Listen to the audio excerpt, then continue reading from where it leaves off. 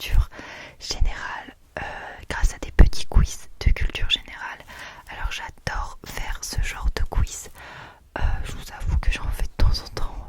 Cherchez pas à croire que j'ai que ça à faire. Mais je vous avoue que ça m'amuse beaucoup. Donc je me suis dit que je sais pas, je pourrais faire ça en vidéo vu que c'est quelque chose qui me plaît. J'aime bien vous partager les choses qui me plaisent. C'est vrai que dans ces petits quiz, on apprend pas mal de trucs qu'on ignorait. Et il y a toujours une marge de progression. Enfin, je vous avoue que à ce genre de quiz, ne vous attendez pas à ce que je sois super forte. Je suis très nulle à ce genre de trucs. Mais du coup, ça me permet de progresser et d'apprendre des trucs parce que la majorité des réponses, je ne les ai pas. Donc voilà, puis je trouvais ça un peu original comme concept. C'est vrai que j'avais jamais fait de vidéo où on voit un peu mon écran d'ordinateur, tout ça. Enfin bref, je voulais un petit peu innover. Donc voilà, on est parti. Donc on va en faire quelques-uns. Et voilà, n'hésitez pas d'ailleurs à me dire si ce concept, ce format de vidéo vous plaît. Peut-être qu'on pourra faire d'autres quiz par la suite si ça vous plaît. Ce qui est pas mal aussi dans ce genre de vidéo, c'est que vous pouvez aussi participer avec moi. On va littéralement tester tous ensemble notre culture générale. Voilà. C'est vrai qu'avec moi, il n'y a pas trop de pression parce que je vous assure que je ne suis pas du tout forte à ce genre de truc. Alors je vais essayer de me décaler pour que vous puissiez avoir l'écran juste à côté. Donc voilà, on est parti. Alors il y a plein de trucs. Il y a des trucs où il y a des vidéos. Donc on va prendre le 3 parce que c'est mon chiffre favori. Voilà, j'espère que je l'ai pas fait. Ah si, je l'ai déjà fait. Bah oui, c'était sûr en fait. Bon, le 14, allez, c'est parti. Alors, quel saint célèbre-t-on chaque année le 31 décembre dans le calendrier grégorien? Je crois que c'est la Saint-Sylvestre, il me semble. Oui. Ah, je vais enlever le son. Ok, on a une réponse de bonne. Quel est le surnom donné à la Corse? Ah mais ça va pour le moment. C'est pas hyper dur, l'île de beauté. Bravo. Comment s'appelle le traité fondateur de l'Union européenne? Je crois que c'est le traité de Maastricht. Oui. Ok. Mais c'est fou. D'habitude, je suis hyper nulle. Je vous jure, je disais pas ça pour me faire. Quel est le nom de ce fruit? La myrtille, la groseille, le cassis, la mûre. C'est pas de la... J'hésite entre la groseille et le... Moi, je mets peut-être le cassis parce que la groseille, il me semble que c'est rouge. Le cassis, mais quel talent. Ok, la Côte d'Or encore aujourd'hui le lieu privilégié de sa production. Ok, soit vous trouverez du cassis en Côte d'Or. Il me semble que la Côte d'Or c'est vers Dijon. Mes talents géographiques sont limités, mais il me semble. Quelle est la langue officielle du Brésil? Le portugais, l'anglais, l'espagnol, le brésilien. C'est sûr que c'est pas l'espagnol et l'anglais, c'est soit... Je sais qu'ils parlent portugais au Brésil, mais je sais que le portugais varie au Brésil. Ça s'appelle même portugais que le portugais parlé au Portugal, du coup ça peut être le brésilien. Mais je mettrai quand même le portugais. C'est ça, c'est le portugais. Quel pays est le premier producteur mondial de tulipes? Pas les Pays-Bas, la France, les Pays-Bas, l'Angleterre, le Maroc a manqué un piège, mais c'est vrai que les Pays-Bas, ils sont très connus pour leurs tulipes. Ouais, 50% du marché mondial de la tulipe. Eh ben, ça c'est une sacrée spécialité. Qui a écrit le roman Notre-Dame de Paris? Ah, c'est Victor Hugo, mais on avait Honoré de Balzac, Victor Hugo, Albert Camus, Pierre Corneille, donc c'est bien sûr Victor Hugo. Imaginez, je me serais trompée, genre j'avais l'air hyper sûre de moi. Quel est le nom donné au drapeau du Royaume-Uni? Bannière étoilée, Union Jack, croix de Saint-André, croix de Saint-Georges. Il me semble que c'est Union Jack. Oui, c'est ça. Mais pour l'instant, franchement,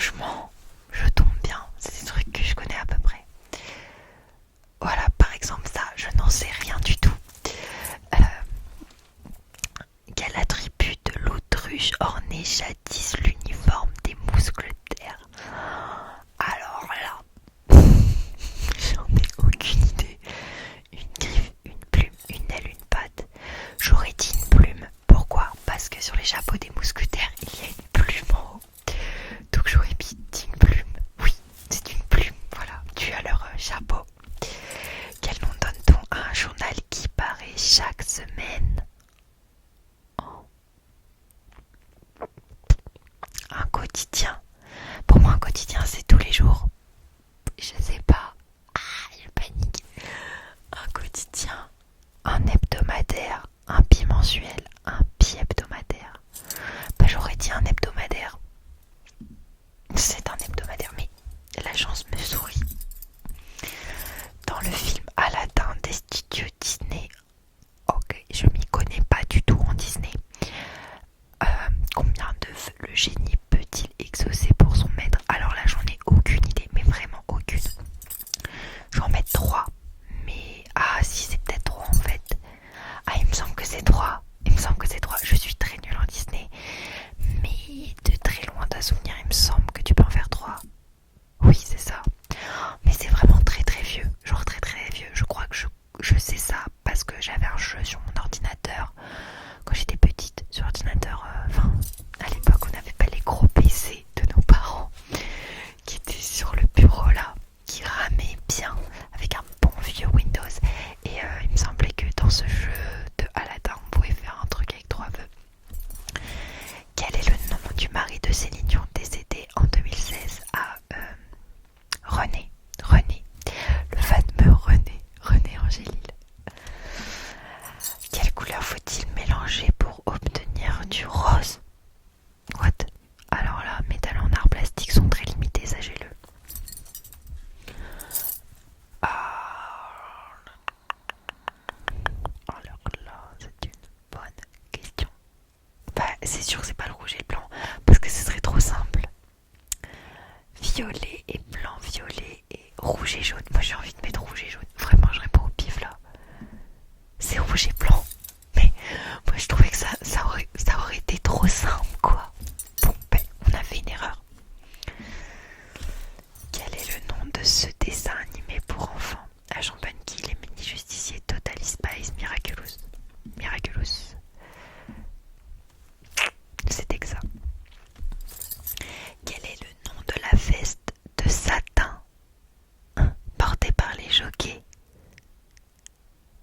Alors là, pourtant j'ai fait de l'équitation pendant très longtemps. Mais ça, la casaque, la bombe, le brie, la cravache.